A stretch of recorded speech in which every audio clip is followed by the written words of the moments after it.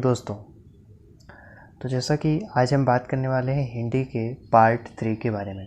ठीक है, आज हम हिंदी के पार्ट 3 के बारे में बात करेंगे और ये जानेंगे कि भारतीय आर्य भाषा को कितने भागों में बांटा गया है। ठीक है, और जैसा कि हमारा टॉपिक चल रहा था हिंदी भाषा, ठीक है, और उसके विकास के बारे में, जो भी आपको थंबनेल में देख के पता चल गया होगा। ठीक है, तो चलिए आज हम बात करते हैं कि भारतीय आर्य भाषा को 3 भागों में बांटा गया है। तो वो भाग कौन कौन से हैं। ठीक है, इससे पहले मैं बता दूं कि यदि आपको गवर्नमेंट एग्ज़ाम से रिलेटेड अगर कोई भी क्यूज या कोई तैयारी करनी है तो आप हमारे क्यूजगढ़ नामक चैनल पे, क्यूजगढ़ नामक ग्रुप पे आप जुड़ सकते हैं। टेलीग्राम पे नीचे डिस्क्रिप्शन में लिंक दी हुई है, वहाँ पे टाइम टेबल भी दिया हुआ है कि कब कौन सी क्लास अपडेट होती है। ठीक है, यूट्यूब पे।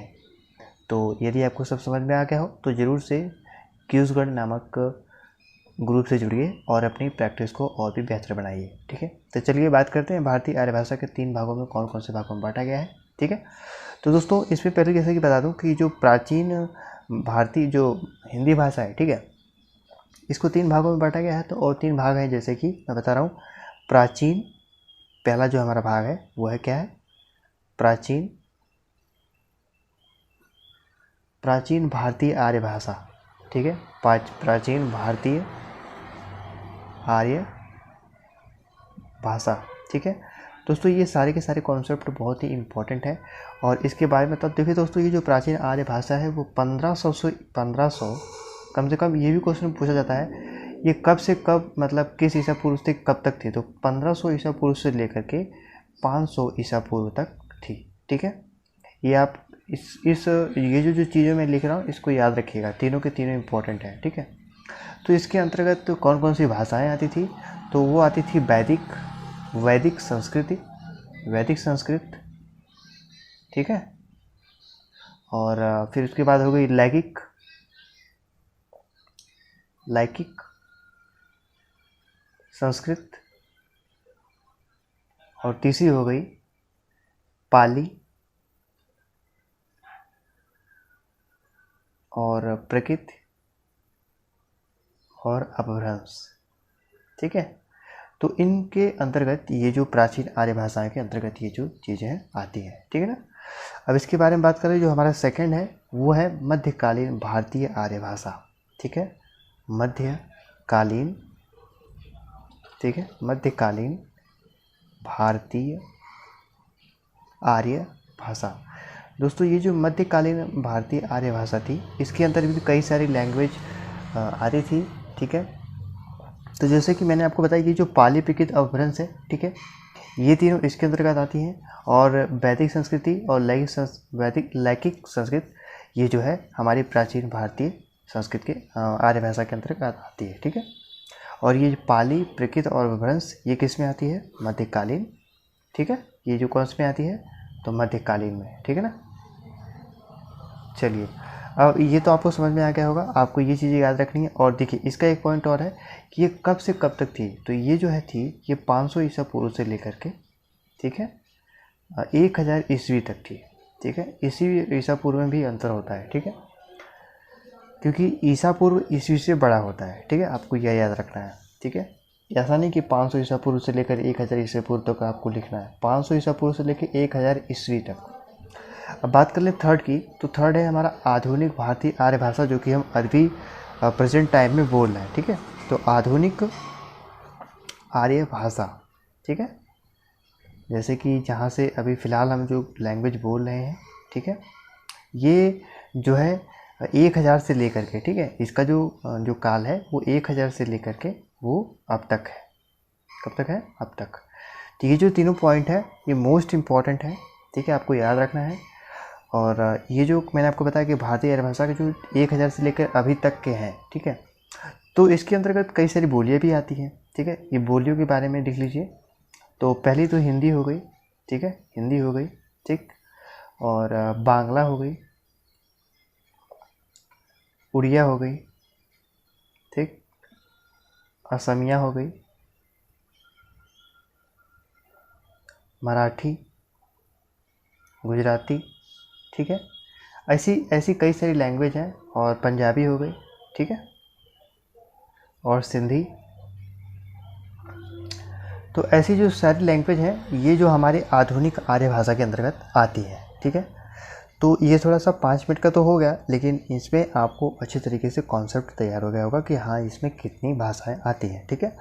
आपको कम पढ़ना है लेकिन अच्छे तरीके से पढ़ना है और बेहतरीन तरीके से पढ़ना है, ठीक है। अब चलते हैं हम वैदिक भाषा के अन्य नामों के बारे में जानते हैं, ठीक है। दूसरा टॉपिक है, अब देखिए हम वैदिक भाषा के बारे में बात करेंगे। यहाँ पे लिखा है वैदिक भाषा के अन्य नाम, ठीक है। वैदिक भाषा के कई नाम होते थे, जैसे कि इसमें 2 नाम है, ठीक है। तो वैदिक भाषा के अन्य 2 नामों के बारे में भी मैं आपको बताता हूँ। तो बात कर लें कि जो वैदिक भाषा थी, ठीक है, उनके 2 अन्य नाम कौन कौन से थे, ठीक है ना। मैंने आपको ऊपर वैदिक भाषा के बारे में थोड़ा सा समझाया था, सेम ये जो टॉपिक्स हैं उन्हीं के रिलेटेड है, इसमें कुछ खास लिखना नहीं है। वैदिक भाषा में जैसा कि मैंने आपको बताया था, तो इसमें वैदिक संस्कृति थी, ठीक है, वैदिक संस्कृत, ठीक है, वैदिक संस्कृत। और इसके बाद है लैकिक संस्कृत, ठीक है। और मध्यकालीन में जैसा कि आप देख पा रहे होंगे, मध्यकालीन में जो भाषा है वो है जैसे कि मैंने आपको बताया था कि पाली, प्राकृत, अपभ्रंश, ठीक है। तो ये जो जैसे कि मैंने आपको बताया था कि जो पाली है, ठीक है, पाली जो भाषा है, ठीक है, जो पाली भाषा है, ठीक है ना, इसमें जो है कि पाली भाषा में उपदेश दिया था भगवान बुद्ध ने, ठीक है। किसने? भगवान बुद्ध ने क्या दिया था? पाली भाषा में उपदेश दिया था, ठीक है। और ये भाषा कब से कब तक चली? तो ये 500 ईसा पूर्व से लेकर के, ठीक है, 1000 ईस्वी तक चली, ठीक है, ईसा पूर्व से लेकर के, ठीक है। तो इसमें सिंपल जो मैंने आपको ऊपर बताया यही टॉपिक्स है और कुछ ज़्यादा टॉपिक्स नहीं है इसके बारे में। और आधुनिक भाषा के बारे में भी मैं आपको बता देता हूँ। आधुनिक भाषा जैसे कि मैंने आपको बताया कि जो आधुनिक भाषा है जैसे कि असमिया, बांग्ला, उड़िया, मराठी, गुजराती, पंजाबी और ऐसे कई सारे जो भाषाएं हैं जैसे कि मैं लिख दे रहा हूँ, ठीक है। यहाँ पे है पंजाबी, ठीक है, पंजाबी हो गई, गुजराती हो गई, ठीक है, मराठी हो गई और असमिया हो गई।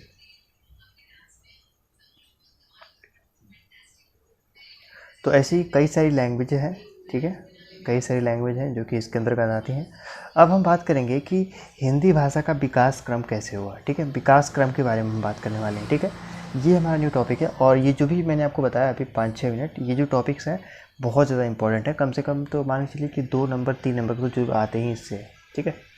तो आपको अच्छी तरीके से इसको पढ़ना है 2-3 बार अच्छी तरीके से, उसके बाद आपको अपने कॉपी पे उसको नोट कर लेना है, ठीक है। चलिए हम बात करते हैं हिंदी का विकास क्रम के बारे में। जैसा कि हमने बताया कि हिंदी का जो विकास क्रम है ये भी एक इम्पॉर्टेंट पर्सन है, कम से कम 1 नंबर का यही आता है, 1 मार्क का यही आता है कि उसका विकास क्रम किसी को अच्छे तरीके से पता भी नहीं होता। तो इसका जो मैं आपको विकास क्रम बता देता हूँ, आप अच्छे तरीके से लिख लीजिएगा। पहले था संस्कृत, ठीक है, पहले कैसा था? संस्कृत। उसके बाद क्या आया? पाली। कौन सा? पाली, ठीक है। पाली में किसने उपदेश दिया था? गौतम बुद्ध ने, ठीक है। उसके बाद आया प्राकृत। प्राकृत में किसने दिया था उपदेश? तो प्राकृत में दिया था महावीर स्वामी ने, ठीक है। ये दोनों भी याद रखिएगा क्योंकि ये भी पूछ सकता है। उसके बाद अपभ्रंश आ गया, ठीक है, अपभ्रंश। उसके बाद अपभ्रंश आया, ठीक है, फिर अवहट्ठ आया, ठीक। उसके बाद भी आया प्राचीन जो है प्रारंभिक हिंदी, मतलब कि फ़िलहाल जो हम बोल रहे हैं उसी के बारे में ये बात कही जा रही है, प्राचीन प्रारंभिक हिंदी, ठीक है। और इसका विकास यही है, संस्कृत, पाली, प्राकृत, अपभ्रंश, अवहट्ठ और इसके बाद प्राचीन हिंदी, ठीक है। इसको आप अच्छी तरीके से याद रखिएगा, इम्पॉर्टेंट है, 1 नंबर का, ठीक है। 1 मार्क्स का ये भी पूछा जाता है। और ऊपर से अगर हम बात करें तो टोटल आज जो आपने इस चैप्टर में केवल 10 मिनट में आपने 3 नंबर से लेकर के 2 नंबर को समझ लिया है, ठीक है। अब चलते हैं आगे, थोड़ा सा कुछ और टॉपिक के बारे में बात करते हैं। तो जैसे कि नया टॉपिक हमारा है अपभ्रंश, ठीक है।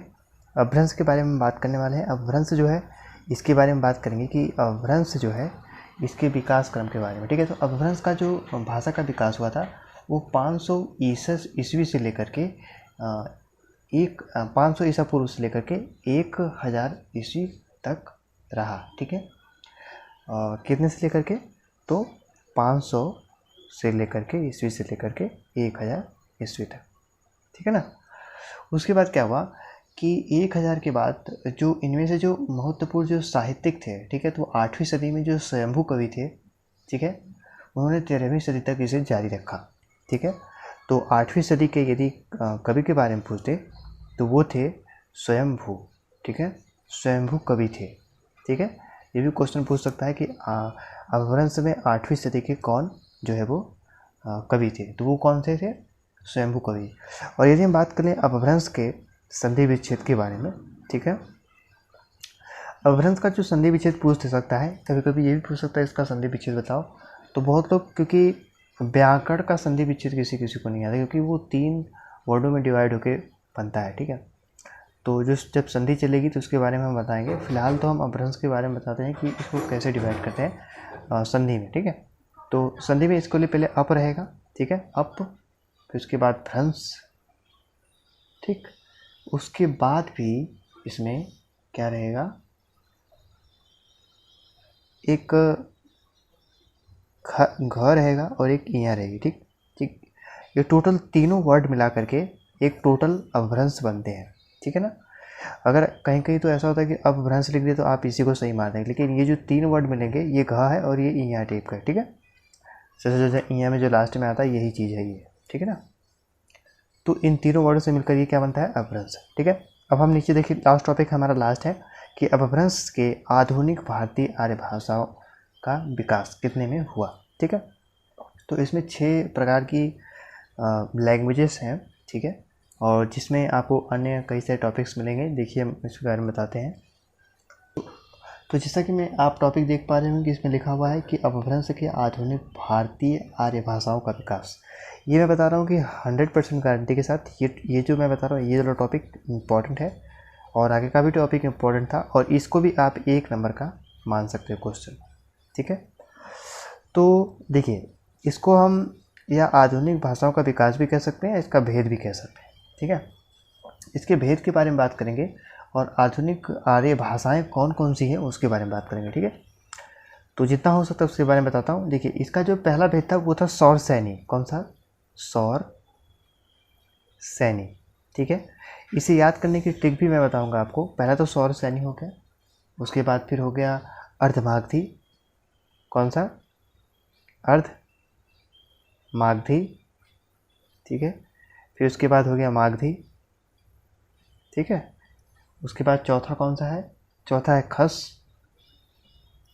फिर 5वां प्रांचट, ठीक है। तो ये जो मैं आपको बता रहा हूँ 6 प्रकार का क्या है, ये अपभ्रंश के भेद है, ठीक है।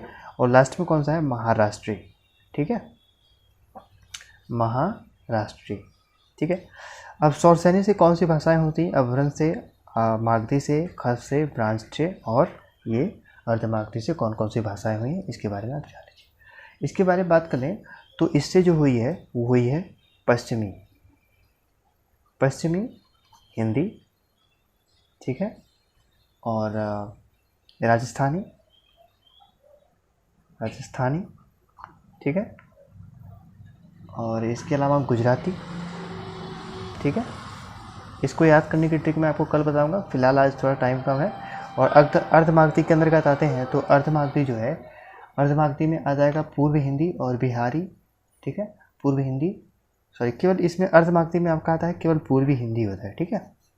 यदि आपसे पूछते हैं कि जो आपकी हिंदी जो आप अभी मैं आपसे बोल रहा हूँ लैंग्वेज में, ये कौन सी हिंदी होती है, पूर्वी हिंदी होती है, ठीक है।